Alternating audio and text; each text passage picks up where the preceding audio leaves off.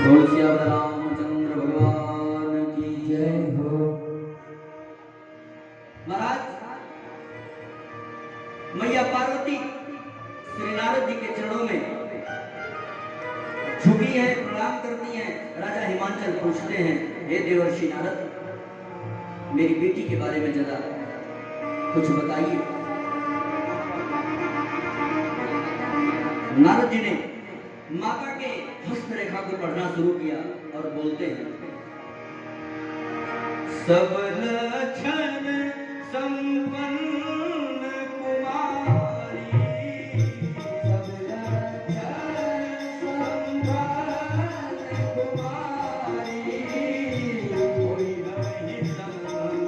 सब लक्षण संपन्न कुमारी, कोई नहीं संकट यही प्यारी, कोई नहीं संकट यही प्यारी, सदा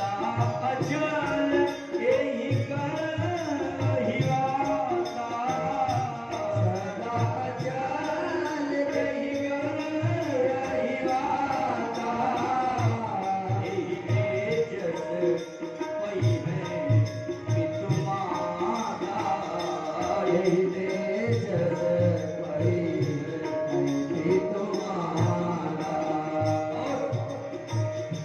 यही करना सुमिर संसारा, यही करना सुमिर संसारा, प्रिय चढ़ी हरि पतिव्रत असिधारा, प्रिय चढ़ी हरि पतिव्रत असिधारा।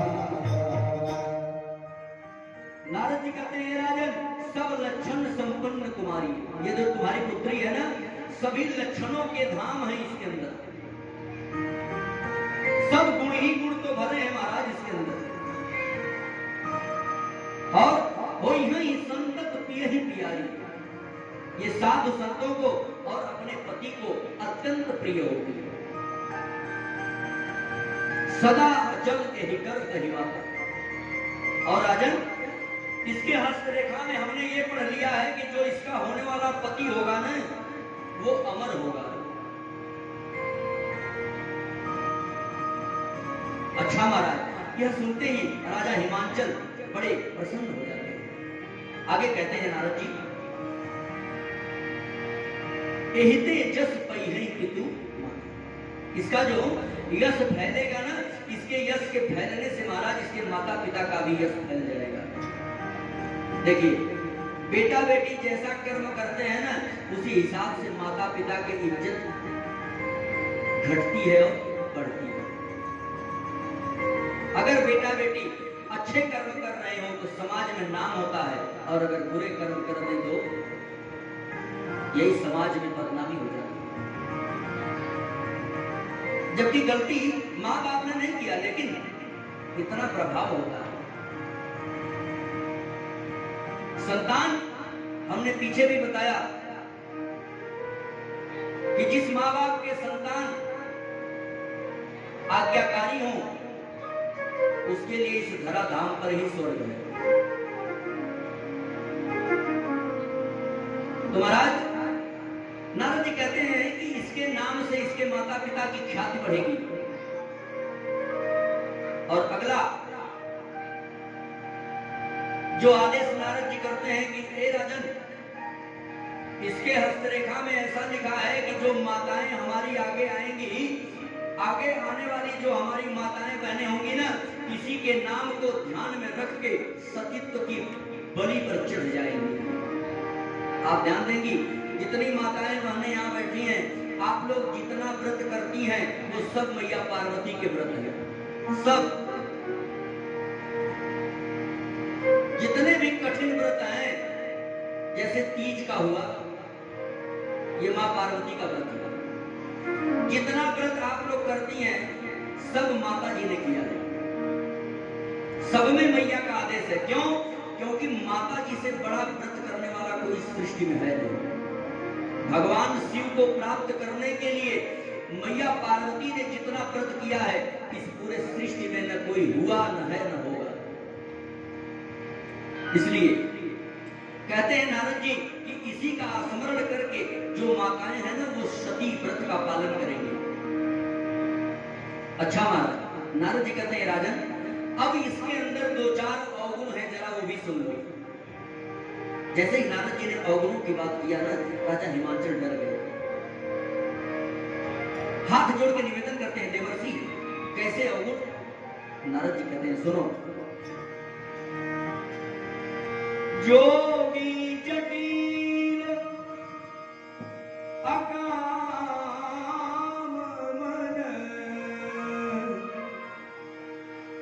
नगन अमंगल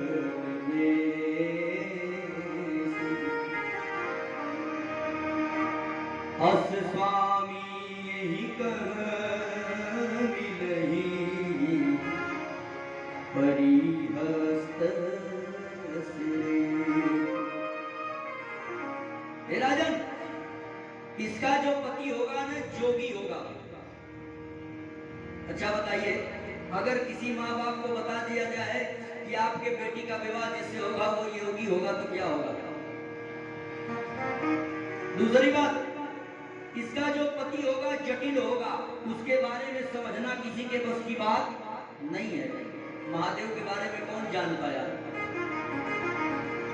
और इसका जो पति होगा ना अकाम मन, काम रहित होगा, संसार के इस लंपट से उसको कोई मतलब ही नहीं, बैरागी है। और इतना ही नहीं, अगली बात तो नारद जी ने कह दिया कि ऐसा ही नहीं है, सबसे बड़ी बात तो यह है कि इसका जो पति होगा ना उसके पास कपड़ा भी नहीं होगा, वो सब हमेशा नंगा रहता है।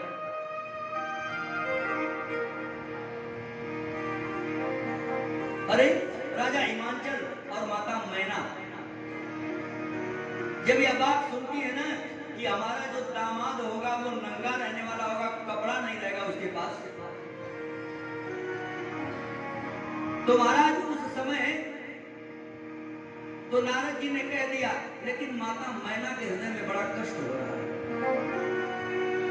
कि हमारी ये पूरी संपदा, पूरा राज्य वैभव तो बेकार है, अगर इसके नसीब में यह लिखा है तो ऐसा ही होगा। क्यों? क्योंकि कोई भाग्य बदलने वाला नहीं है। भाग्य में जो लिखा है ना, आगे प्रसंग आएगा जब माता जी कहती हैं कि जो घरवर कुल होई अनूपा, करहु विवाह सुता अनुरूपा, नत कन्यावर रही कुमारी, कंत उमा मम प्राण प्यारे। माता जी कहती है कि अगर इसके अनुरूप घर और वर नहीं मिला ना तो ये मेरी पार्वती भले कुमारी रहेगी, लेकिन मैं इसका विवाह उस बौरा के साथ तो नहीं करूंगी। लेकिन यह बात सुनते ही माता पार्वती ने अपने माँ को समझाती है, हे माँ, ये तुम अपने माथे पर क्यों कलंक लेती हो? मेरे नसीब में जो लिखा है, मेरे भाग्य में जो लिखा है ना, उसे तुम टाल नहीं सकती। तुम बरबस कलंक ले रही हो करके, मत लो कलंक भैया। यह बात नारद जी ने जैसे ही बता दिया, माता मैना को बड़ा दुख हो रहा है, हृदय में खलबली मच गई है। और जैसे ही नारद जी वहां से ये बता के निकलते हैं, नारद जी का यही काम है, कुछ ऐसी बात बता देते हैं जिसमें आप उलझ जाएं और तुरंत वहां से निकल लेंगे। अब आप विचार करते रहिए कि आगे क्या होगा। जैसे टीवी में जो सीरियल आता है ना, उसका लास्ट सीन ऐसा होता है कि आपके मन में उत्कंठा रहे कि कल क्या होगा इसमें। ठीक उसी तरह नारद जी का काम है, छोटी सी एक ऐसी बात बता देंगे जो आप पूरे दिन सोचते रहेंगे कि महाराज ये क्या कर दिए। और जैसे ही नारद जी यह बात कह के निकलते हैं, माता मैना राजा हिमांचल के पास आती है, स्वामी, ये जो नारद जी ने कहा ना, मैं कुछ समझ नहीं पाई कि इनके कहने का मतलब क्या था। अच्छा, पति ही एकांत पाई कह मैना, एकांत में जब अपने पति को माता मैना पाती है तब कहती है। देखिए, मानस के हर एक प्रसंग में संस्कार छिपा है। इस प्रसंग से हमारी माताओं और बहनों को एक सीख लेना चाहिए। लेकिन आज इस शिक्षा से समाज बहुत परे है। माता मैना जब तक नारद जी थे तब तक अपने पति से कोई प्रश्न नहीं करती है, लेकिन आज की माताएं चाहे कितना बड़ा कोई अतिथि आया हो, लेकिन सामने सर पे ही चढ़ के सारी बातें होंगी। क्या संस्कार थे हमारे माताओं के, क्या संस्कार थे इस भारतवर्ष के महाराज की कभी कोई समाज में मुंह नहीं दिखाता था। और आज उतना ही पैसे वाला व्यक्ति है जितने छोटे कपड़े हैं। संस्कार बदलता जा रहा है समाज का। लोग कहते हैं बड़ा जमाना बदल गया। बदल कौन रहा है जमाने को? हम ही आप तो बदल रहे हैं। आज माता मैना का इतना बड़ा संस्कार है कि नारद जी के रहते हुए वो अपने पति से प्रश्न नहीं कर रही है। तुलसीदास जी ने लिखा, पति ही एकांत पाई कह मैना, पति ही एकांत पाई कह मैना, नाथन मैं समुझे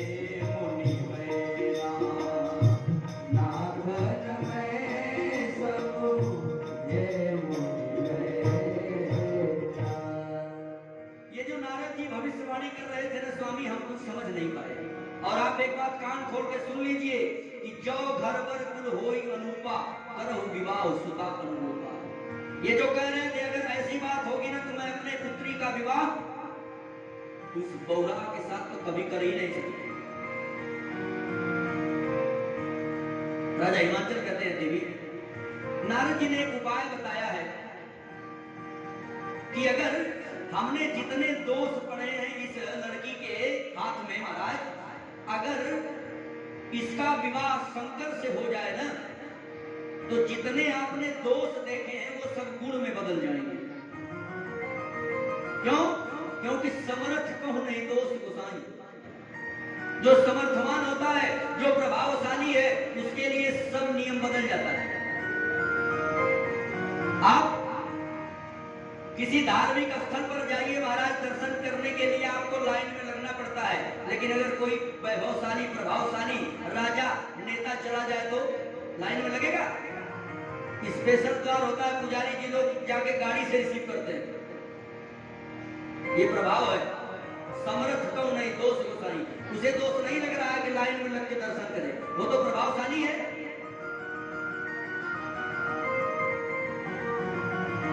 आज नारद जी यही कहते हैं कि अगर भगवान शिव से इसका विवाह हो जाए तो जितने हमने दोष बताए हैं ना सब गुण में बदल जाएगा अपने आप। ठीक वैसे जैसे अगर कोई पैसे वाला व्यक्ति बिना चप्पल के घूम रहा हो ना तो उसको कोई नहीं कहेगा। अगर उसके कपड़े थोड़े बहुत फटे भी होंगे तो लोग कहेंगे कि अरे बड़े सीधे हैं, कपड़े पे ध्यान नहीं देते। लेकिन अगर वही दृश्य किसी गरीब के साथ हो ना तो चार लोग उंगली उठाते हैं, कपड़ा नहीं है बेचारे के पास। ये प्रैक्टिकल है समाज का। अगर बड़े लोग करें तो उनकी सरलता है, छोटा करे तो गरीबी है। यही दृष्टांत नारद जी भगवान शिव को बताते हैं कि अगर शिव जी से विवाह हो जाए मैया का ना तो ये सब जो दोष है गुण में बदल जाएंगे महाराज। लेकिन भगवान शिव से इनका विवाह होगा कैसे? तो नारद जी कहते हैं, जो तप करे कुमारी कुमारी, जो तप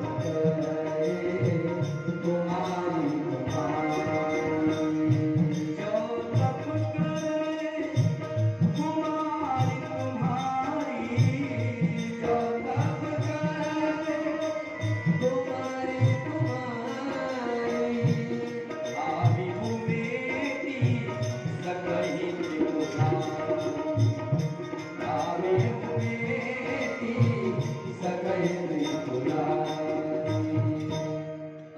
जो तप तपस्या करने चली जाए ना तो भगवान शिव प्रसन्न होंगे और इसे अपने अर्धांगिनी रूप में स्वीकार कर लेंगे। और अगर वो स्वीकार कर लिए तो इसके सारे दोष गुण में बदल जाएंगे। महाराज, जैसे ही माता पार्वती ने यह सुना कि मुझे तपस्या करने जाना है भगवान शिव की, माता का तो सब कुछ पता है क्योंकि पूर्व जन्म में भगवान से वरदान जो मांगी थी उन्हें सब पता है कि शिव ही हमारे देव हैं। माता जी तुरंत बड़ी खुशी से माता पिता को प्रणाम करके जंगल में निकल जाती है तपस्या के लिए। और हृदय में भगवान शिव को बिठाकर जंगल में तपस्या शुरू किया है माता जी ने। उर्धरि उमा प्राणपति उर्धरि उमा प्राणपति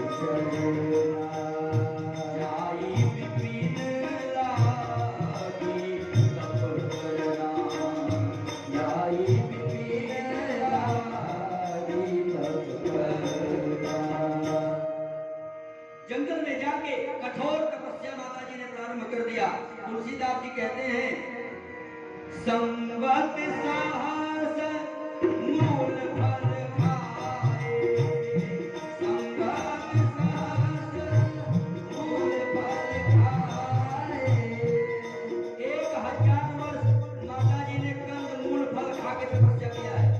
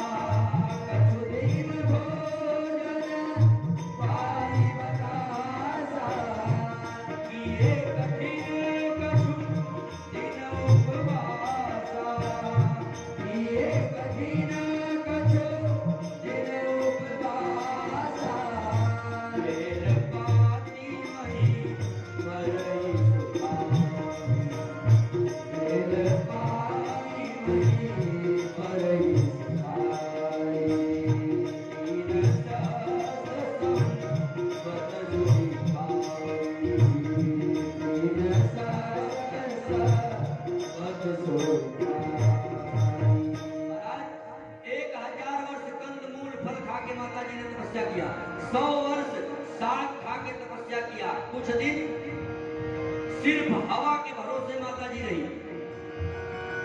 कुछ दिनों के बाद वो भी छोड़ दिया और 3000 वर्ष बेल की पत्ती जो नीचे गिरती थी सूख के ना, उस पत्ती को खा के रहा।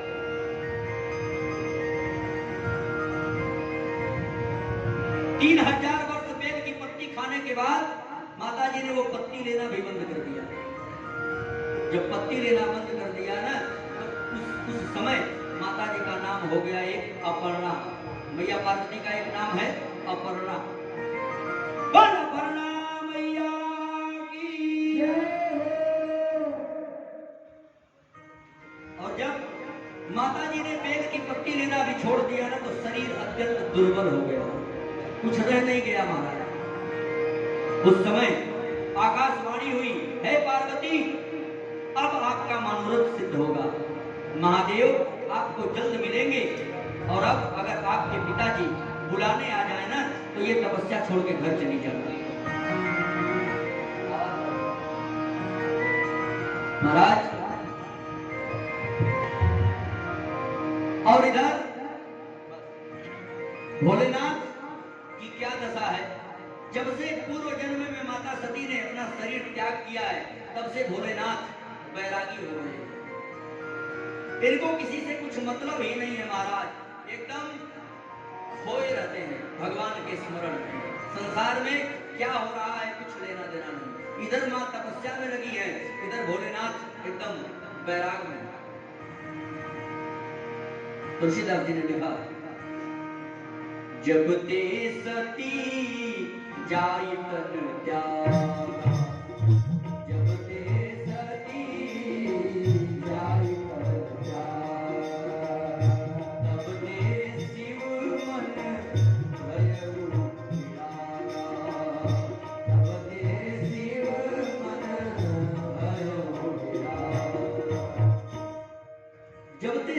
जाय तनु त्यागा, तब ते शिव मन भयउ विरागा। तब से वैराग्य हो गया है महाराज। और भगवान शंकर ये हृदय में मान चुके हैं कि अब मैं दूसरा विवाह नहीं करूंगा।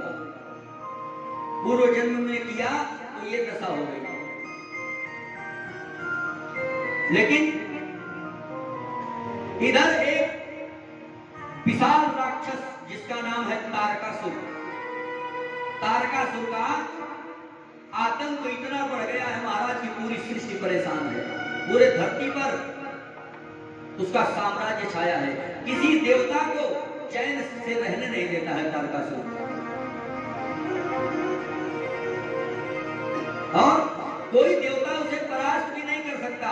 क्यों? क्योंकि उसको वरदान है कि जब तक भोलेनाथ का पुत्र इससे युद्ध नहीं करेगा तब तक ये मरेगा नहीं। और इधर भगवान शिव वैरागी बने हुए हैं, विवाह ही नहीं हुआ। अब देवताओं को बड़ी चिंता हुई कि महाराज ये तो तारकासुर किसी को रहने नहीं देगा और भगवान शिव का अभी विवाह नहीं हुआ। देवतागण आज शिव जी से निवेदन करते हैं, हे स्वामी, संसार के कल्याण के लिए आपको विवाह कर लेना चाहिए। लेकिन किसी देवता के कहने पर भगवान शिव तैयार नहीं होते। सबसे कहते हैं हमें क्षमा करें, हम ये गलती अब दोबारा नहीं कर सकते। एक बार किया था सती जी से, लेकिन उनका भगवान के चरण में प्रेम नहीं हुआ, जिसके कारण उनका शरीर नष्ट हो गया। अरे महादेव, अगर आप विवाह नहीं करेंगे तो ये सृष्टि में तारकासुर किसी को रहने नहीं देगा। और उसे जो वरदान दे दिया है ब्रह्मा जी ने कि जब भी तुम्हारा नाश होगा तो भगवान शिव के ही पुत्र से होगा। आज सब लोग थक गए भगवान शिव को मना के कि शादी के लिए तैयार हो जाओ, लेकिन नहीं मान रहे। तब किसके यहाँ गए देवतागण? भगवान के पास, राम जी के। क्योंकि राम जी को भगवान शिव गुरु मानते हैं और गुरु की बात कोई टालता नहीं।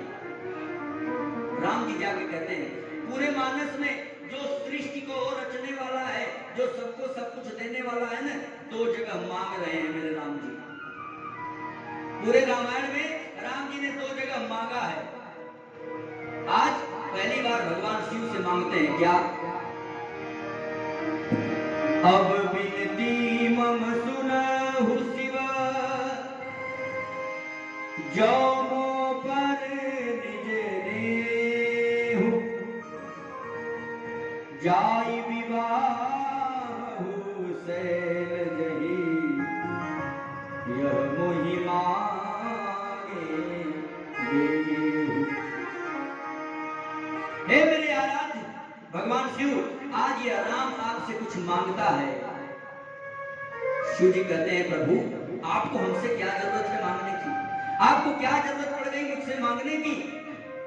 राम जी कहते हैं आज मैं एक वरदान मांगता हूं, एक वचन मांगता हूं आपसे कि जो राजा हिमांचल के यहाँ मैया पार्वती का जन्म हुआ है, कृपया आप उन्हें अर्धांगिनी रूप में स्वीकार कर लें। जैसे ही यह वचन भगवान शिव ने राम जी के मुख से सुना ना, तुरंत तैयार हो गए। गुरुदेव, जैसी आपकी इच्छा। जहां तक हमने विचार किया था कि हम विवाह तो नहीं करेंगे, लेकिन अगर आपका आदेश हो गया तो अब उसे हम टाल भी नहीं सकते। और इधर यह खबर पूरे देवताओं को पता चल गई कि भगवान शिव विवाह के लिए राजी हो गए। महाराज,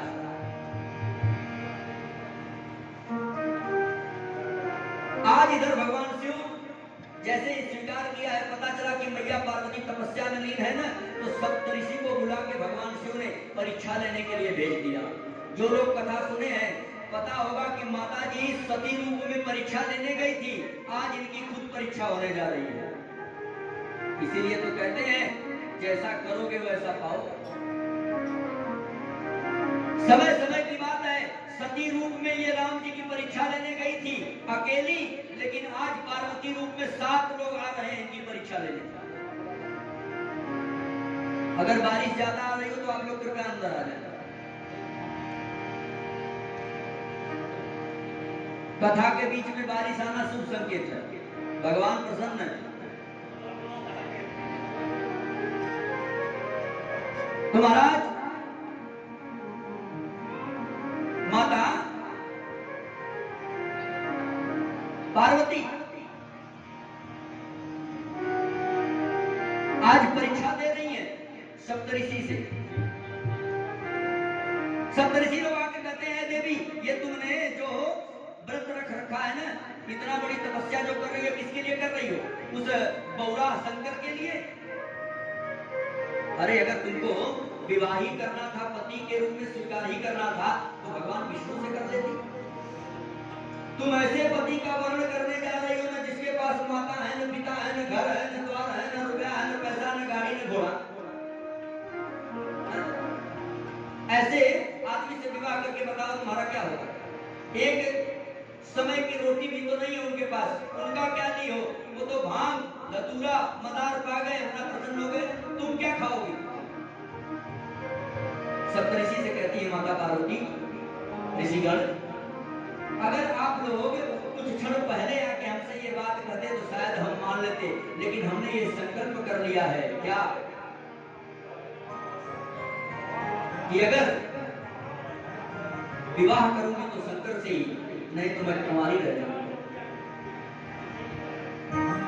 महाराज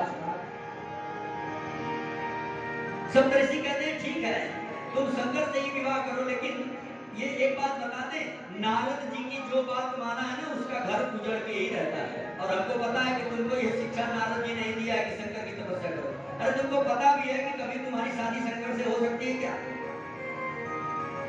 तुम तो नारद जी के चढ़ावे में आ गई, वो तो हमेशा गलत काम बताते हैं।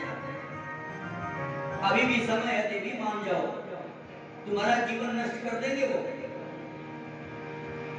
लेकिन बारे मैया पार्वती इतना परीक्षा देने के भी मां का जो दृढ़ विश्वास है कम नहीं हुआ। माता जी क्या कहती हैं? अब मैं जन्म संभुहित हारा, अब मैं जन्म संभुहित हारा, अब मैं जन्म संभुहित हारा।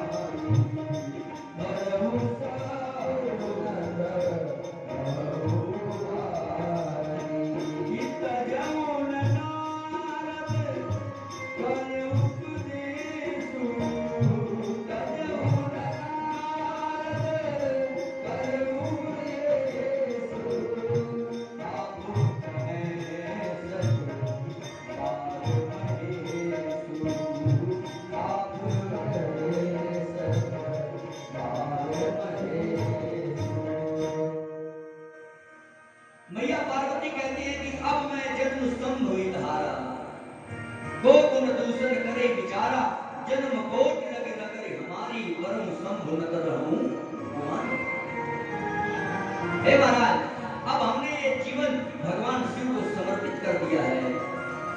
चाहे एक जन्म नहीं करोड़ों जन्म तपस्या करना पड़ेगा तो मैं करूंगी। और इतना नहीं आके कहें कि मैं तुमसे शादी नहीं करूंगा, विवाह नहीं करूंगा ना, तब भी मैं मानने वाली नहीं है। जब यह दृढ़ विश्वास सप्तऋषि ने देखा है ना, तो माता जी के चरणों में प्रणाम करना शुरू कर दिया है। कैसे? देखी प्रेम बोले मुनिया, देखी प्रेम बोले मुनिया, देखी प्रेम बोले मुनियानी, जय जय जगदम्बिके भवानी, देखी प्रेम बोले मुनियानी, जय जय जगदम्बिके भवानी, देखी प्रेम बोले मुनियानी, देखी प्रेम बोले मुनियानी, जय जय जगदम्बिके भवानी,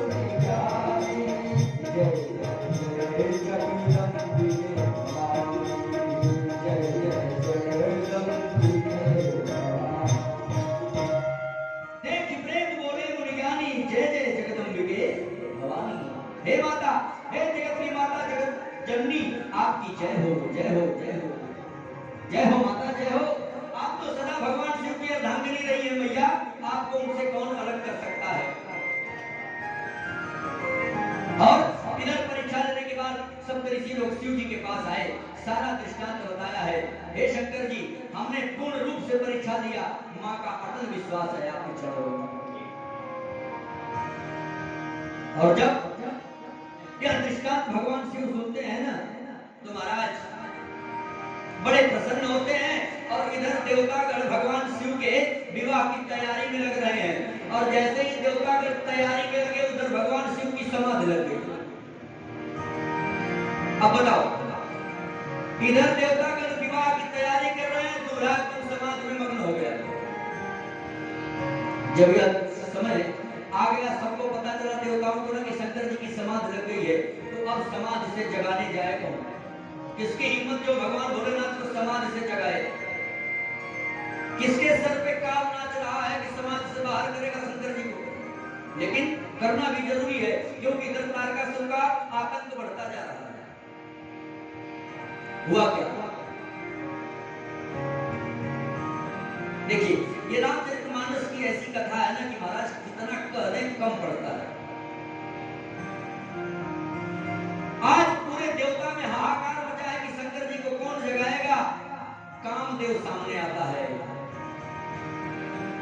कामदेव क्या कहता है कि अरे अगर सृष्टि के कल्याण के लिए जीवन का बलिदान चढ़ाना पड़ जाए ना, तो कोई पीछे नहीं हटना चाहिए किसी को भी। अगर एक व्यक्ति के मरने से पूरे सृष्टि का कल्याण हो रहा हो, 100 लोगों की जान बच रही हो ना, तो उसको अपना जान दे देना चाहिए। जानते हैं क्यों? क्योंकि परहित सरिस धर्म नहीं भाव, परहित सरिस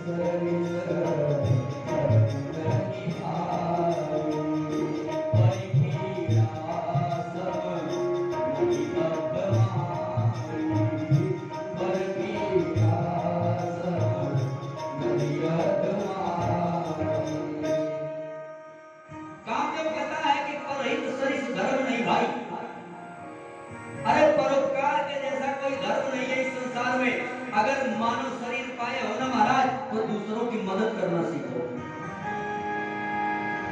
अच्छा, सबसे बड़ी बात, इस 84 लाख योनि में अगर हंसने का सौभाग्य मिला है, तो सिर्फ मनुष्य को। पता कर लेना, कोई और जीव हंस नहीं सकता। हंसने की शक्ति सिर्फ मानव के पास है। गाय कभी हंस सकती है, चूहा कभी हंस सकता है, अगर हंसेगा भी तो आपको पता चलेगा। लेकिन मानव जीवन में हमेशा मुस्कुराते रहिए। अच्छा, कुछ लोगों को ऐसे देखा जाता है ना कि जैसे रेलवे स्टेशन से अटैची गायब हो गए, हमेशा उनके चेहरे पे। अरे क्या परेशानी है? सोच रहे हो कि क्या बना दे, क्या बना दे, क्या बना दे, क्या बना पाओगे? लड़कपन से बुढ़ापा आ गया, अब तक क्या बनाया?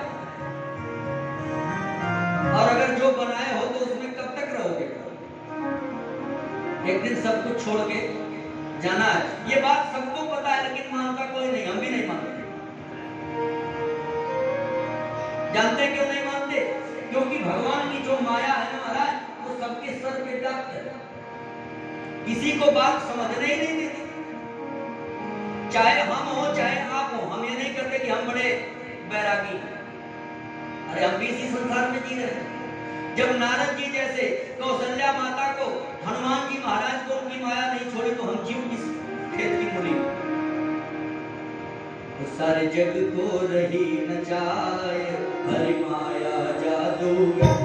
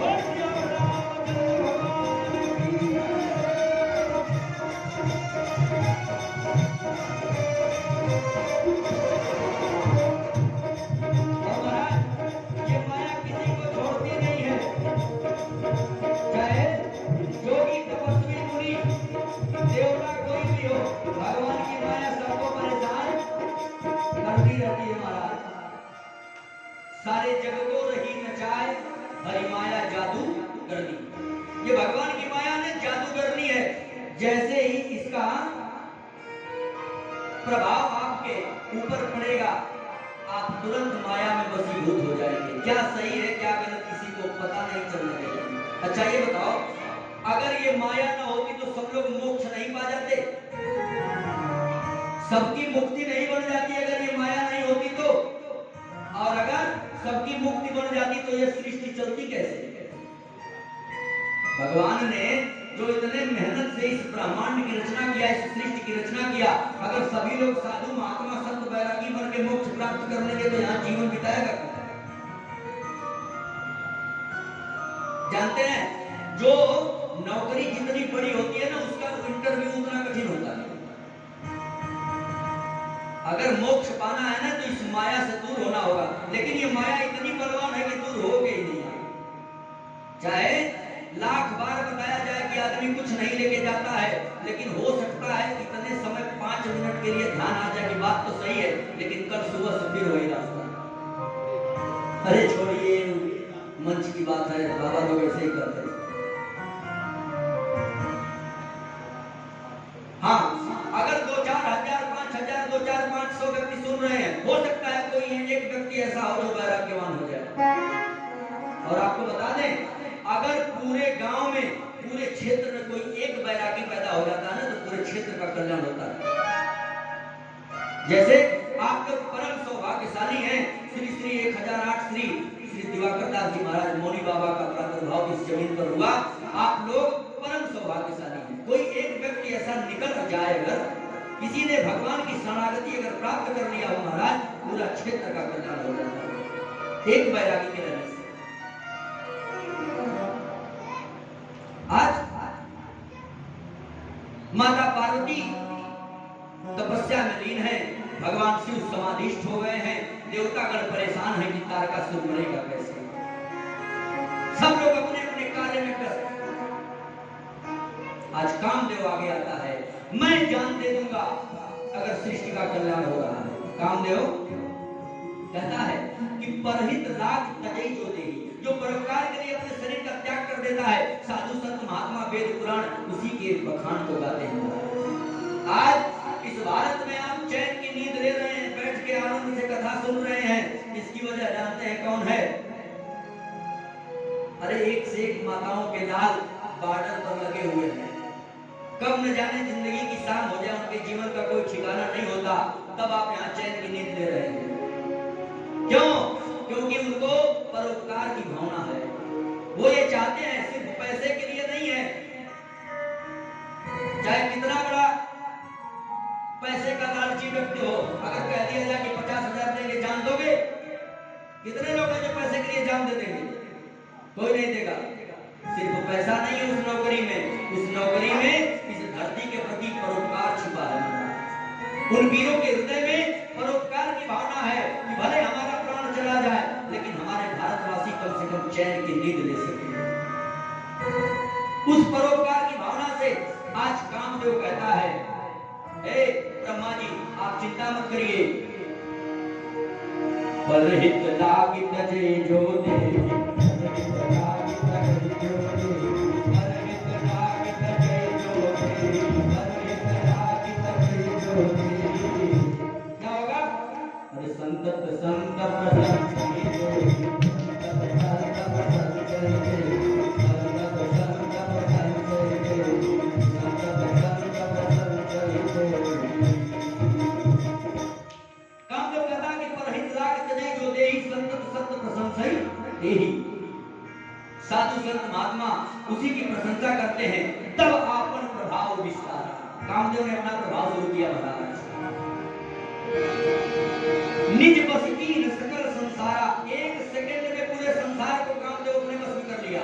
आप समझिए, पढ़े लिखे लोग प्रमुख वर्ग बैठे हैं महाराज, अगर कामदेव का पूरे संसार में वातावरण छा जाए तो क्या दृष्टांत होगा इस संसार का? जानते हैं क्या हो गया?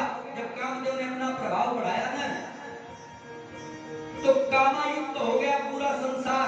जो पेड़ है ना, पेड़ की डालियां एक दूसरे से मिलने का प्रयास कर रही हैं, जो नदियां हैं एक दूसरे से नदियां मिलना चाह रही हैं, आदमी आदमी को नहीं समझ पा रहा है, स्त्री स्त्री को नहीं पहचान रही, सब लोग एक दूसरे से मिलना चाह रहे हैं। जो ऋषि महात्मा सपने में भी विवाह नहीं करना चाहते थे, आज उनके मन में उत्कंठा जाग गई कि हम भी विवाह करेंगे। ऐसी काम वासना पूरे संसार में कामदेव ने बढ़ा दिया। जानवर हो, पशु हो, पक्षी हो, पेड़ पालव, सब लोग कामायुक्त हो गए।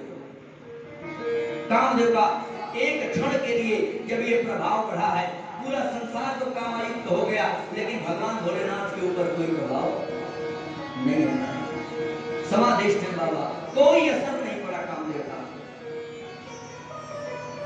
कामदेव ने अपनी माया शांत कर दिया, इससे नहीं काम चलेगा। सोचिए, जिस माया से पूरा संसार व्यग्र हो गया, उस माया का प्रभाव एक अंश भी शिव जी के ऊपर नहीं पड़ रहा। अब कामदेव क्या करेगा? कामदेव कहता है कि अब तो हमारी मृत्यु तय है।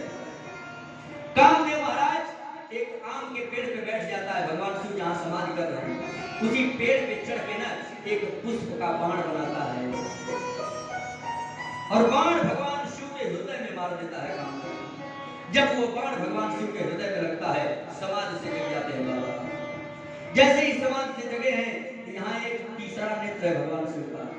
जब ये खुल जाता है तो सामने चाहे सृष्टि का कोई भी उसे जलने में समय नहीं लगता। भगवान शिव ने क्रोधावेश में आकर अपने तीसरे नेत्र को खोल दिया और कामदेव ज्यों के त्यों भस्म के राख हो गए। जल गया कामदेव, 1 मिनट में जल गया, लेकिन जल तो गया, लेकिन भगवान शिव को जगा दिया उसने। जानते हैं, आप जल जाएं, आपका जीवन नष्ट हो जाए, लेकिन अगर सृष्टि का कल्याण हो तो वो रास्ता अपना लेना चाहिए। आज कामदेव जल गया, और जैसे ही कामदेव के जलने की खबर में महाराज उसके पत्नी रति को मिलती है। रति रोती रोती दौड़ी शंकर जी के पास आ गई। हे महादेव, अब ये रति किसके साथ अपना जीवन बिताएगी? मैं तो निराधार हो गई प्रभु। शंकर जी कहते हैं, रति तुम चिंता मत करो, मैं तुम्हें वरदान देता हूँ। क्या? जब जदुवंश कृष्ण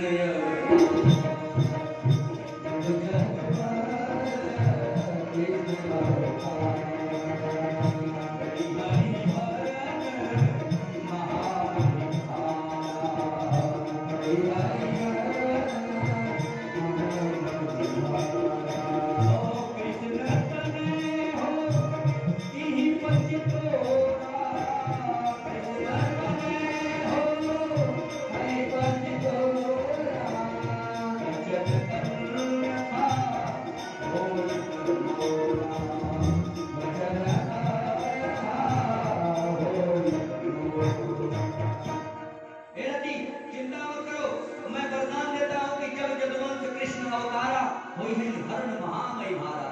यदुवंश में जब भगवान का अवतार कृष्ण रूप में होगा ना, धरती का भार हरने के लिए, उसी समय उनके पुत्र के रूप में तुम्हारा पति जन्म लेगा। जब यह वचन रति जी सुनी है, हृदय में विश्वास हुआ, भगवान शिव के वचनों पर विश्वास करके रति वापस आ जाती है। महाराज इधर सभी देवताओं के हृदय में बड़ा उत्साह है कि भगवान शंकर जग गए और बिना विलंब किए तुरंत विवाह की तैयारी में लग जाते हैं देवतागण।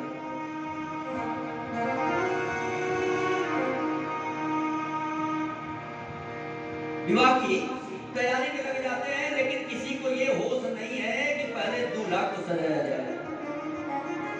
जानते हैं जिस समय बारात में बाराती तैयार होके जा रहे हो ना, उस बारातियों से बोलना बहुत बेकार होता है। इतना ताव होता है ना बारात जाते समय व्यक्ति के अंदर कि अगर उस समय कोई बोल दिया तो समझ लो भले बगल का आदमी है, लेकिन मामला बिगड़ जाएगा। एक अलग उमंग होती है बाराती में, दूल्हा के पास भले कम हो, लेकिन बारातियों के अंदर महाराज गजब का उत्साह होता है। जो कपड़ा सबसे महंगा हो ना, भले 500 रुपए मीटर का हो, लेकिन बारात में निकल जाएगा, सिर्फ इसलिए कि सबसे बढ़िया हमारा कपड़ा हो, बारात में जाना है। दाढ़ी बाल की सेटिंग विवाह दूसरे का है, लेकिन बाराती 2 दिन पहले से करने लगते हैं। तो महाराज आज सभी देवताओं के अंदर बड़ा उत्साह है कि चलो भगवान शिव का विवाह होगा, बारात जाने का अवसर मिलेगा। शंकर जी सोचते हैं कि देवता तो ऐसे भी स्वार्थी है, स्वार्थ लाई करे सब प्रीति, सुर नर मुनि सबकी यह रीति। सुर नर मुनि सबसे पहले नंबर आया है सुर, सुर का मतलब देवता। अगर स्वार्थियों में सबसे बड़े स्वार्थी कोई है तो देवता, उसके बाद नर आदमी होता है, तब मुनि होते हैं। तो देवताओं ने अपना स्वार्थ यह दिखाया ना महाराज कि भगवान शिव की कोई चिंता नहीं कर रहा कि सजेंगे कि जाएंगे। सब लोग ये जान गए कि राजा हिमांचल के यहाँ विवाह तय हो गया है, माता पार्वती से विवाह होगा। सबने अपनी अपनी तैयारी शुरू कर दिया। आज भगवान विष्णु अपने गरुड़ को बुलाते हैं, सवारी है महाराज, खूब बढ़िया से नहला रहे हैं। गरुड़ जी को नहलाया जा रहा है, इधर देवराज इंद्र अपनी ऐरावत हाथी को नहला रहे हैं। सब लोग अपने अपने वाहन को सजा रहे हैं महाराज। देवतागण अपने अपने वाहन को सजाने में लग गए, कोई अपनी तैयारी में लगा है, सबसे महंगा सिल्क का कुर्ता सिलवा रहा है कोई देवता। कोई कहता है कि एक फॉर्च्यूनर गाड़ी का आदेश करो, आज बारात में जाना, अपनी गाड़ी से जाएंगे। लेकिन कोई ये नहीं सोचता है कि हम तो फॉर्च्यूनर BMW मंगा लेंगे, लेकिन भगवान शिव तो पहले से जाएंगे महाराज। चाहे बाराती कितनी बड़ी व्यवस्था कर ले, लेकिन शिव जी अपने वाहन को बदलने वाले नहीं है। अच्छा, एक गण दौड़ा दौड़ा आया, जब देखा कि देवतागण अपनी तैयारी में लग गए हैं, तो एक शिव जी का गण दौड़ के आता है। हे बाबा, अरे आज आपका विवाह होने जा रहा है। देवता सब लोग अपने तैयारी में लग गए, अरे आपको भी खबर है? कहते हैं क्या खबर? अरे विवाह होगा, चल चलेंगे। गण कहता अरे बाबा, रोज तो कैलाश कैसे रहते हो, बबूत लपेटे हुए, मेरे छाला पहने, कम से कम विवाह में जाना, थोड़ी तैयारी कर लो, कोई बढ़िया कुर्ता पजामा सिलवा लो, एक कोई गाड़ी ऑर्डर कर दो, बढ़िया सज जाए, फोटो लगा दिया जाए। शंकर जी कहते हैं अरे विवाह ही तो हो रहा है ना, हमको क्या सजना है, तुम लोग अपने सज लो। तो दूत कहता है कि हम भूत प्रेत पिशाच राक्षस हम क्या सजेंगे बताइए। अरे आप हमारे मालिक हैं, पहले सजने की शुरुआत आपसे होनी चाहिए। बार बार निवेदन करता है ना महाराज। तो शंकर जी कहते हैं कि अच्छा ये बताओ कि कैसे सजा जाए, क्या सामग्री लगेगी। तो गण कहता है कि देखिए बाबा, सबसे पहले तो भैया मोर लगेगा। तो शंकर जी कहते हैं कि ये मोर कहाँ मिलेगा। कहता है बाजार तो बहुत दूर है, बारात जाने में अब कम समय बचा है, मोर अब आ नहीं पाएगा। तो शंकर जी कहते हैं अगर मोर नहीं आ पाएगा ना, तो तुम मुझे जरा बताओ कि मोर होता कैसा, क्योंकि आज तक हमने किसी का मोर देखा नहीं। तो गण बताता है कि बाबा, मोर ना एक सर पे ऐसे डंडी लगी होती है और उसके चारों तरफ झालर लगी होती है, जो दूर से बड़ी चमकती है। शंकर जी कहते कोई बात नहीं, भगवान की जटा तो लंबी है ही, उसमें एक मोटे कलर के काले कलर के सांप को मंगाया है शिव जी ने, और जटा में लपेट के बोला है ऐसे फन बना के खड़े हो जाओ सर महाराज। मोटा सा सांप आया है, फन बना के सर पे लग गया। गण कहता हाँ बाबा, अब तो मोर के डंडी जैसा तो लग रहा है लेकिन अभी पूरा नहीं बना है, अच्छा आप बताओ इसमें क्या करना होगा। गण कहता है अभी ये खाली है महाराज, ये सिर्फ डंडी बनी है। आदेश करते हैं शंकर जी, पीले कलर के सांप को, नीले कलर के, काले कलर के, गेहुए कलर के, नारंगी कलर के, हरे कलर के सब सांप आते हैं। सभी सांपों को उस काले कलर के सांप के चारों तरफ लटका दिया बाबा ने। काले कलर के सांप में अनेक रंग बिरंगे सांप जब लटक गए हैं ना महाराज, तो समझो कि झालर जैसा लग रहा है। अब पूछते हैं गण बताओ कि अब कैसा लग रहा है। कहता है बाबा ठीक तो लग रहा है लेकिन अभी बीच में थोड़ा खाली लग रहा है।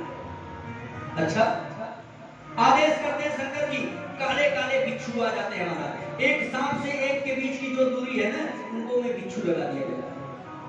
जब सांपों के बीच में बिच्छू लग गए ना तो मोर अब थोड़ा भराव जैसा लगने लगा। अब गण से पूछते हैं शिव जी अब कैसा लग रहा है। गण कहता है बाबा अब तो ठीक है, अब मोर जैसा लग रहा है, थोड़ा इसमें प्रकाश कम है। भगवान शिव चंद्रमा से कहते हैं, क्योंकि भगवान शिव के सर पे ही तो चंद्रमा जी है। चंद्रमा से कहते हैं चंद्रदेव थोड़ा अपने प्रकाश को बढ़ाइए। चंद्रदेव अपने प्रकाश को महाराज बढ़ाते हैं ना, पूरा मोर एकदम चमचमाने लगता है दूर से ही। वाह, मेरे महादेव का जो मोर बना है ना सांपों का बना है। एक बार कल्पना करिए, जटा के ऊपर काला सांप, काले सांप में रंग बिरंगे सांप लटके हैं, उन सांपों के बीच में बिच्छू लटका है, चंद्रमा का प्रकाश है, सर पे गंगा है, कैसा लग रहा होगा शिव जी का। अब अरे महाराज कान में भी कुछ पहनेंगे, कान में क्या पहने, तो महाराज सर्पों को आदेश दिया, दो पीले कलर के सांप आ गए, कान में ना सांप को पकड़ा के उसकी पूंछ उसके मुंह में पकड़वा दिया, कुंडल बन गए। और कंकन पहन लिया सांप का, एक सांप को पकड़ा उसके मुंह में कुछ पकड़वा दिया, कंकन भी सांप का। गण कहता है विवाह होने जा रहा है, जनेऊ है, कहते हैं इतने टाइम कहां से जनेऊ है। 3 सांप को बुलाया है, 3 सांपों को ऐसे लगा के महाराज उसके पूंछ पकड़वा दिया, सांप का जनेऊ भी बन गया। तुलसीदास जी ने लिखा, अब श्रृंगार हो रहा है भगवान शिव का। शिव ही संभोगन कर ही श्रृंगार,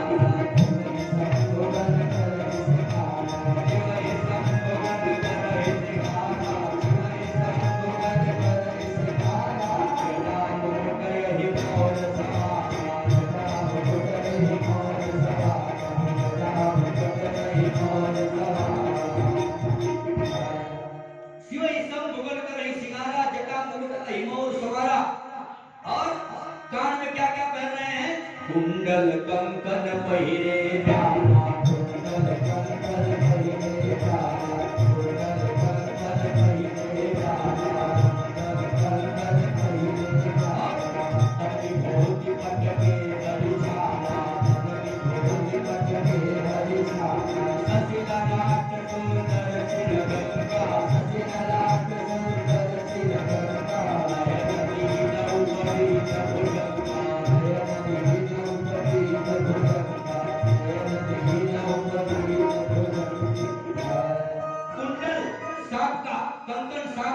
जनेऊ सांप का महाराज। भगवान शिव का दृश्य देखिए, मोर जो है सांपों का बना है, कान में सांप, जनेऊ में सांप, हाथों में सांप और पूरे शरीर पर भभूत रमाए हुए महाराज मृग की छाला पहने हैं भगवान शिव।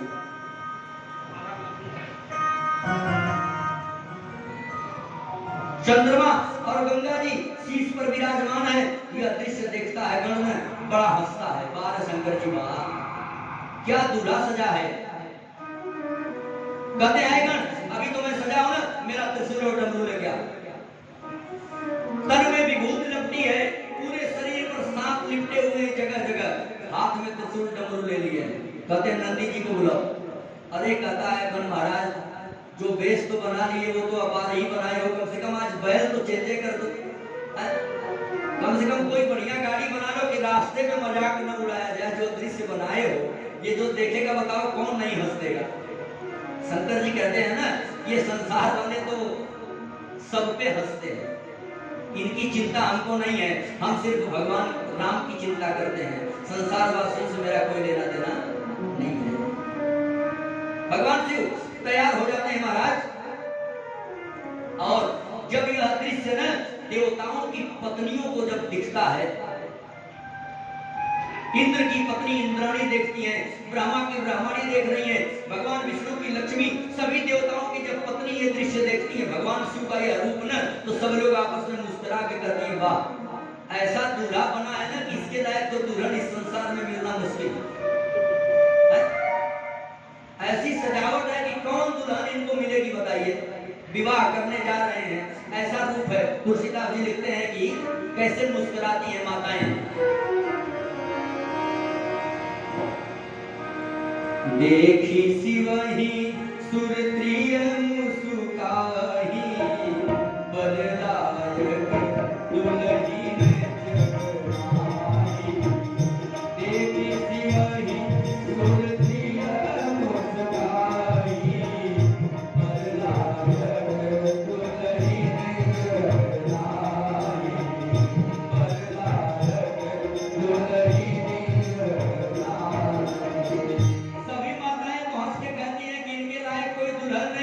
और विष्णु भगवान क्या कहते हैं, बर अनुहार परातन भाई, हंसी करी हरि परपुर जाई। बर अनुहार परातन भाई, हंसी करी हरि परपुर जाई। भगवान विष्णु कहते हैं कि जो रूप बना लिए है ना, हम लोग बताओ इतने ठाट बाट लगा के सज के तैयार हुए हैं, और इनके साथ जाना है दूसरे गांव में, बड़ी बेइज्जती हो जाएगी, इसलिए इनका साथ अब छोड़ दो। और महाराज इंद्र को लेके भगवान विष्णु सभी देवताओं को लेके ना, विष्णु जी छलियां हैं, जानते हैं किस समय क्या करना है, तुरंत शिव जी से अलग हो गए, मेन मौके पे धोखा दे रहे हैं। आप एक बार विचार करिए कि अगर दूल्हा बेचारा बारात जा रहा हो और सभी बाराती घर वापस आ जाए बीच रास्ते से, तो क्या होगा। दूल्हा अगर अकेले जाना पड़ जाए उसको ससुराल में, सभी बाराती अगर बीच रास्ते से गाड़ी घुमा के वापस चले आए, तो दूल्हे के हृदय पे क्या गुजरेगी। आज भगवान विष्णु सबको लेके बीच से ही गायब हो गए। शंकर जी पीछे देखते हैं बाराती सब कहां चले गए। गणों ने कहा कि विष्णु जी ने अपनी चाल चल दिया है। शंकर जी कहते हैं कोई बात नहीं, ये नकली बाराती थे, असली बाराती तो हमारे छूट रहे हैं। भृंगी नामक प्रेत को बुलाया है, भृंगी चले जाओ स्मशान पे, जितने भूत प्रेत पिशाच राक्षस पैताल ब्रह्म है ना, सबको बुला लो, कह दो कि आज मालिक का विवाह है। हे महाराज, भृंगी प्रेत दौड़ा दौड़ा जाता है स्मशान पे, कहता है सभी प्रेत प्रकट हो जाओ। सब प्रेत महाराज लंबी लंबी जटाएं बिखरा के, कोई क्या क्या भाषा बोलता है, अभद्र भाषाएं बोलते हुए, हाँ करते हुए सब भूत आ गए महाराज। सब भूत कहते हैं वीरभद्र आदेश करो।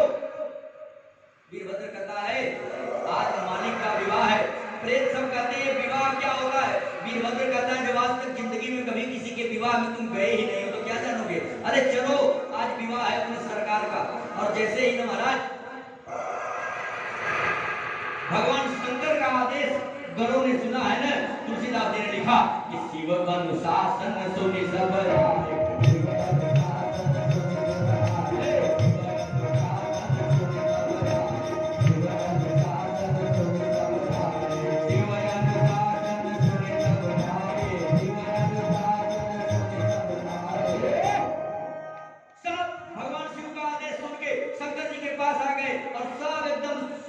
भगवान के चरणों में प्रणाम कर रहे हैं। प्रभु पद जल जसी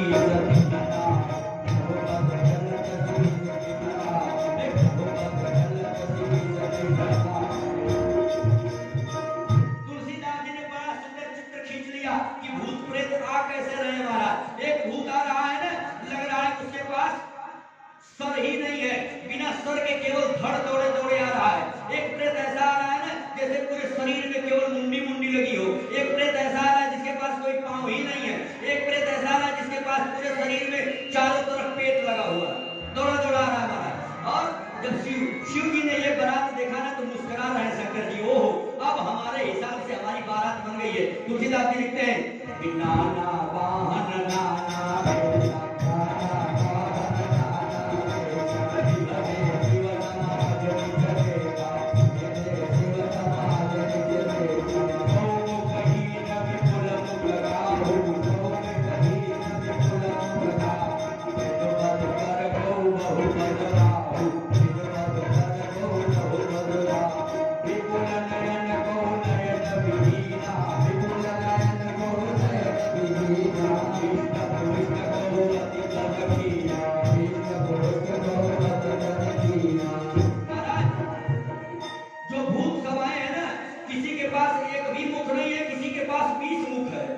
एक ही भूत के पास एक भूत ऐसा दौड़ा आ रहा है कि उसके पास गर्दन नहीं है, दूसरे भूत ने एक पेड़ उठा के उसके गर्दन में डाल दिया और जब वो भूत दौड़ा रहा तो लग रहा कि कोई पेड़ चलता आ रहा है महाराज। ऐसा दृश्य भूतों ने बनाया है।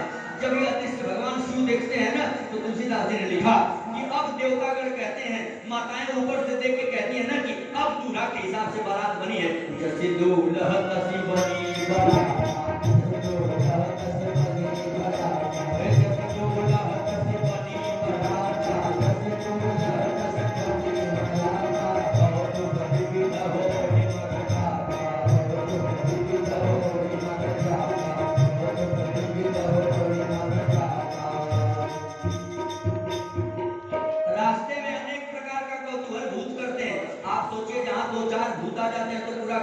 हो जाता है और जहां कई करोड़ अरब भूत एक साथ चल रहे हो तो वहां की क्या दशा होगी। एक भूत आता है, एक भूत के सर पे चढ़ जाता है, उसके ऊपर में महाराज पेड़ लेके चढ़ गया है और 3-4 भूत उसके नीचे लगे हुए, सब दौड़ रहे हैं इकट्ठे। और जब यह दृश्य उधर राजा हिमांचल के यहाँ से ना लोग अगवानी करने आ रहे थे कि बारात आ रही है, जरा उनको रास्ता बता दिया जाए। पहले के जमाने में जब बारात आती थी ना तो घर से 2-4 लोग आगे बढ़ जाते थे कि रास्ता भटक न जाए। राजा हिमांचल ने भेजा था, सब लोग घोड़े पे सवार हो के महाराज आए थे अगवानी करने के लिए। सबसे पहले भगवान विष्णु मिलते हैं, गरुड़ पे सवार होके उन चमचमाता हुआ चेहरा। बारातियों को लगता है यही दूल्हे सरकार है, प्रणाम आप यही दूल्हे सरकार हैं। विष्णु जी कहते नहीं नहीं, हम तो दूल्हे सरकार के सेवक हैं। अरे अगर दूल्हे सरकार के सेवक इतने सुंदर है महाराज तो वो कैसे होंगे। वाह। तब तक कुछ क्षण के बाद में राजा इंद्र आते हैं, ऐरावत हाथी पर महाराज सज के सिंहासनासीन होके इंद्र जी आ रहे हैं। ओह लगता है हाथी से आ रहे हैं, यही दूल्हे सरकार है, प्रणाम आप यही दूल्हे सरकार हैं। इंद्र जी कहते हैं अरे हम तो उनके दरबार के छोटे से सेवक हैं। अरे बाप रे, इतनी बड़ी व्यवस्था अगर बारातियों की है तो दूल्हा कैसा होगा। हाँ तो वास्तव में जैसा दूल्हा है कल्पना नहीं कर पा रहे हैं लोग। अभी कुछ क्षण में दूल्हा आ रहा है। इसके बाद महाराज ब्रह्मा जी आ रहे हैं, 4 मुख वाले। लगता है कि यही दूल्हे, प्रणाम आप यही दूल्हा हैं। नहीं नहीं हम दूल्हा नहीं है, हम तो दूल्हा सरकार के दरबार के सेवक हैं। अच्छा वाह भाई। वो जो बारात को अगवानी करने के लिए आया था ना, कहते हैं चाहे कुछ भी हो जाए लेकिन बारात तो गजब की सुंदर आएगी। वाह। यह दृश्य देख के ना महाराज बड़े प्रसन्न होते हैं। जिनको जिनको राजा हिमांचल ने भेजा था, उसी बारात के पास कुछ छोटे छोटे बच्चे आ गए थे महाराज। और जब बच्चों ने शिव जी को आते दूर से ही देखा ना तो लग रहा था कि प्राण निकल जाएगा। और हांफते हांफते छोटे छोटे बच्चे अपने घर जाके हांफ रहे हैं, अरे भैया हमने एक दृश्य देख लिया, गजब का पागल आदमी आ रहा था। अच्छा तो माताओं को लगता है ना कि बच्चे छोटे हैं, कोई दृश्य देख लिया होगा, घबरा गए। माताएं पूछती है बेटा हुआ क्या। तुलसीदास जी लिखते हैं कि धरि धीरज कह रहे सया, धरि धीरज कह रहे सया,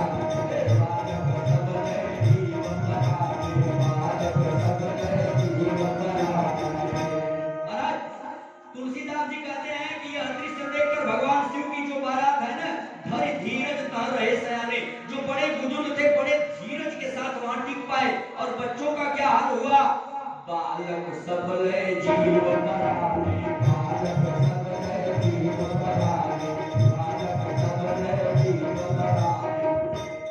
बच्चे चिल्लाहट मचाते हुए अरे बाप रे बाप ये क्या हो गया, भागते अपने अपने घर और माताओं के सामने जाके नहीं इतने हाथ हो रहे हैं कि कुछ कह नहीं पा रहे हैं कि क्या देख रही हैं महाराज। अरे कहिए काह कही जाए न बाबा, कहिए काह कही जाए न बाबा, जब कर भाग भी और बढ़िया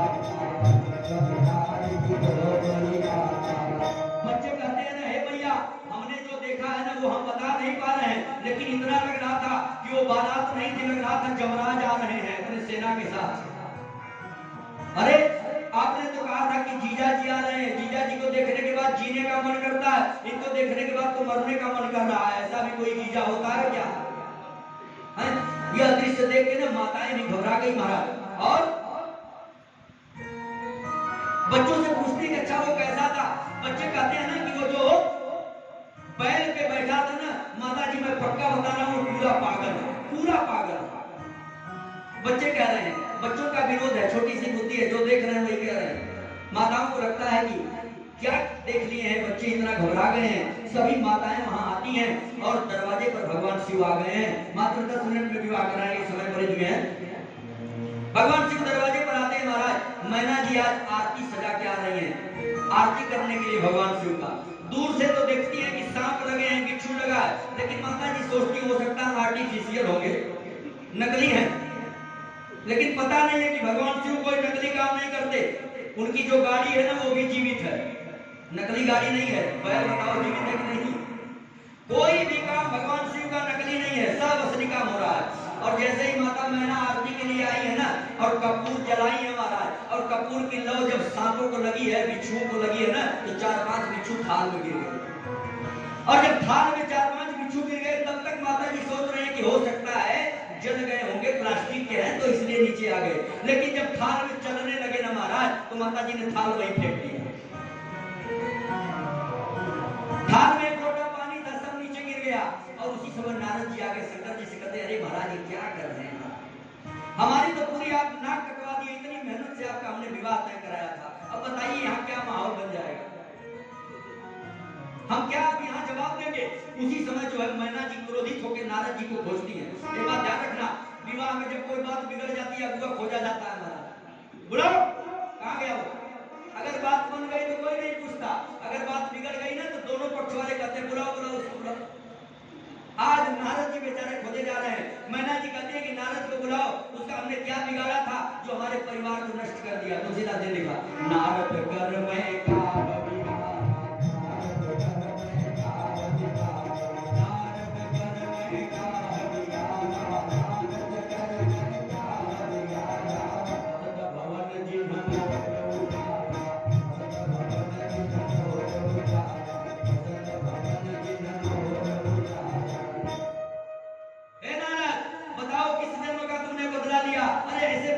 का को हमारे पुत्री के साथ तुमने बुला दिया, जो जिसके शरीर में सांप बिच्छू जिसको देख के आदमी भागता है वो ये पहन रहा है। हमारी बेटी इसके साथ कैसे रहेगी? इतनी सुकुमारी मेरी पार्वती, हे विधाता आपकी भी क्या लीला है? जिस फल को कल्प वृक्ष में लगना चाहिए उसको आपने बबूल में लगा दिया। आज माता मैना का हृदय महाराज दुख से द्रवित हो रहा है, कांप रहा है हृदय।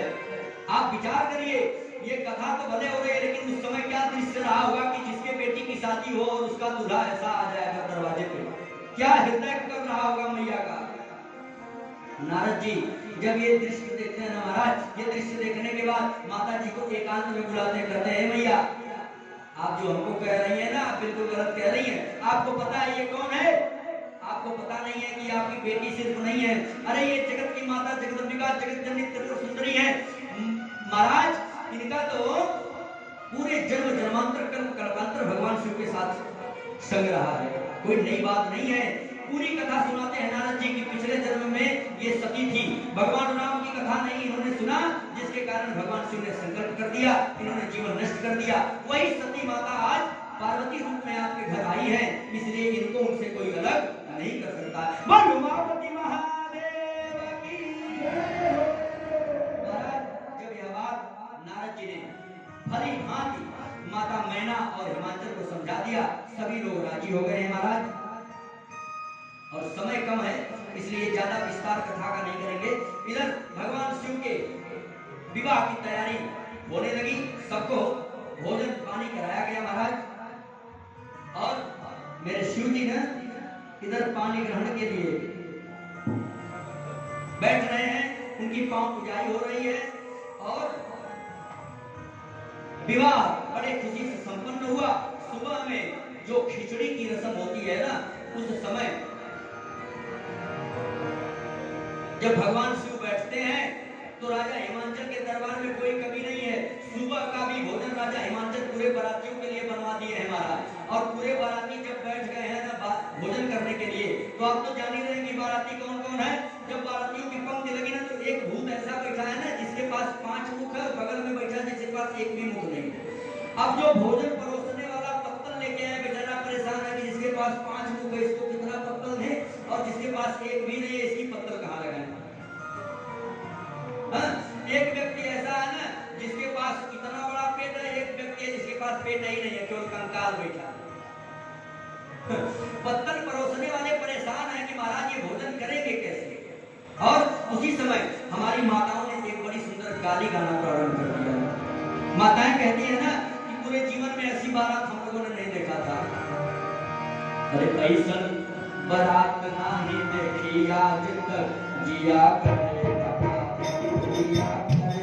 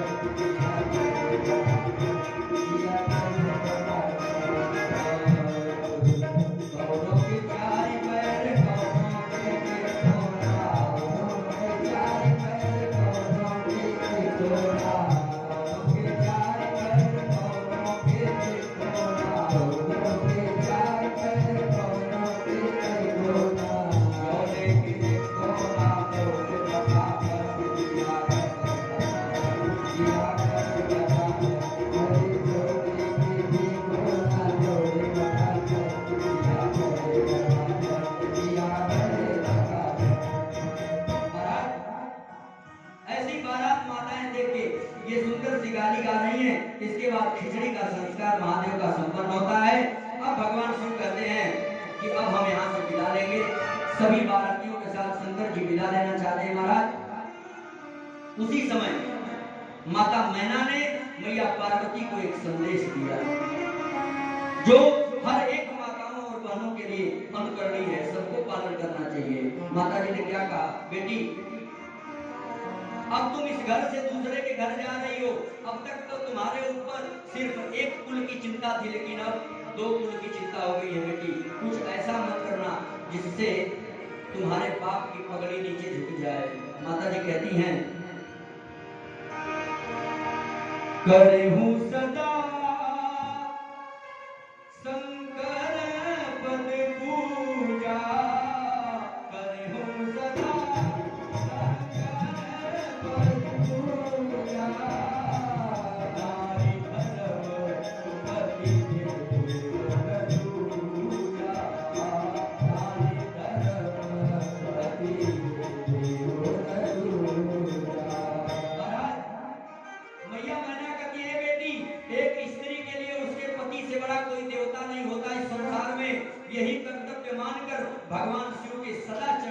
प्रेम करना। और ये कहते कहते माँ के आंख में आंसू आ जाता है। और तुलसीदास जी लिखते हैं, वचन कहते भरे लोचन भाई, वचन कहते भरे लोचन भाई। यह बात समझाते समझाते मैया रो के एक बार फिर से माँ पार्वती को अपने गले लगाती है, बेटी अब तो तुम मुझसे दूर जा रही है, लेकिन एक बात का सदा याद रखना कि सदैव भगवान शिव के ही चरण में अपनी प्रीति रखना बेटी।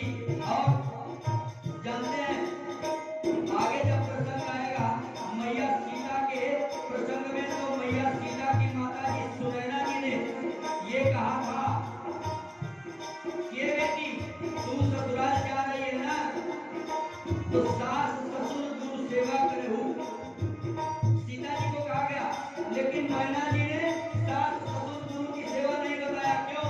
क्योंकि शंकर जी के पास कोई माता पिता नहीं है, तो किसकी सेवा करेगी? इसलिए सिर्फ कहा है नारी धर्मपति देव पूजा, नारी धर्मपति देव पूजा, करे हो सदा कर पूजा, करे हो सदा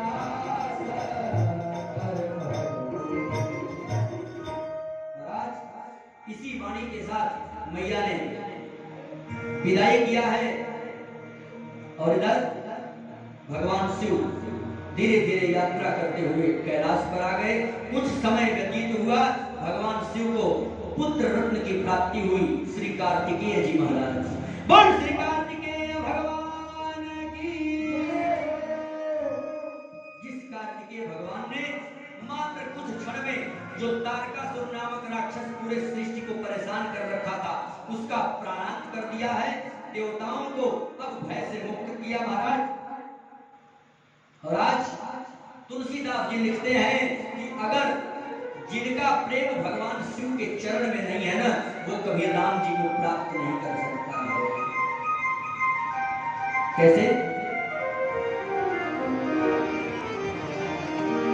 शिवपद कमल जिन्हहि रति नारी, शिवपद कमल जिन्हहि रति नारी, राम हिते सपने हुन सुहाई, राम हिते सपने हुन सुहाई, राम हिते सपने हुन सुहाई, राम हिते सपने हुन सुहाई, शिवपद कमल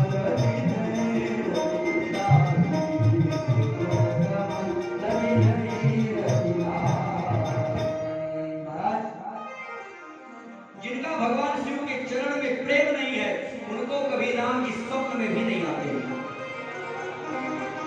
इसी भावना से माता पार्वती और भगवान शंकर कैलाश पर सुख के साथ जीवन व्यतीत कर रहे हैं महाराज।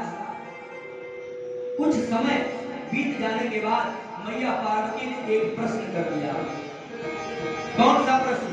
हे शिव जी, अरे मैं पिछले जन्म में कच्छ की पुत्री सती थी, मेरी बुद्धि बड़ी कमजोर हो गई थी, मैं बहुत चालाक हो गई थी। हे शिव जी, हमने राम कथा नहीं श्रवण किया था उस जन्म में। हे मेरे स्वामी, हे दीनानाथ, हे तीनों के आधार, हे स्वयं शंकर, आज आपके चरणों में ये पार्वती निवेदन करती है कि कृपा करके जो मेरी कथा पूर्व जन्म सती के रूप में अधूरी रह गई थी ना महाराज, कृपा करके मुझे राम कथा फिर से सुना दीजिए। आज जो सती माता पूर्व जन्म में भगवान राम को एक साधारण राजकुमार मान के कथा में प्रेम नहीं किया, आज पार्वती रूप में वही कथा सुनने के लिए शंकर जी से बार बार निवेदन करती है, हे शिव जी मुझे कथा सुना दीजिए। शंकर जी जब ये सुनते हैं ना कि मेरे प्रभु की कथा सुनना चाह रही है पार्वती ना, आनंद विभोर हो जाती है। और एक प्रश्न करती है माता जी कि अच्छा स्वामी, एक बार फिर से मैं वही प्रश्न करने जा रही हूँ, क्षमा करिएगा, मेरे अंदर अब कोई संदेह नहीं रहा, मैंने ये पूर्ण मान लिया है कि वो परम ब्रह्म परमात्मा है, परम पिता है। लेकिन एक बार बता दीजिए कि क्या ऐसी वजह हो गई, क्या ऐसा कारण हो गया कि उस जगत पिता जगत नियंता जगदाधार कारण कोटा बुलाने सर्वज्ञ सर्वेश्वर लीलाधारी लीला बिहारी परम पिता परमात्मा को को ये मानव शरीर में आना पड़ा? क्या कारण था कि वो मानव शरीर प्राप्त करने लगा? आज ये प्रश्न कौन कर रहा है? मैया पार्वती भगवान शिव से प्रश्न करती हैं कि हे महादेव, मुझे बताइए कि वो परम पिता परमात्मा मानव देह क्यों धारण किया, क्यों अयोध्या में जन्म लिया? आज इस प्रश्न का उत्तर भगवान शिव देंगे। इसी जगह इस कथा का आज विराम करता हूँ। कल आपकी कथा यहाँ से बढ़ेगी आगे। इस शंकर जी ने क्या क्या कारण बताया है कि राम जी का जन्म क्यों हुआ है। आगे बढ़ेंगे। 2 बार हरि नाम संकीर्तन, इसके बाद आरती।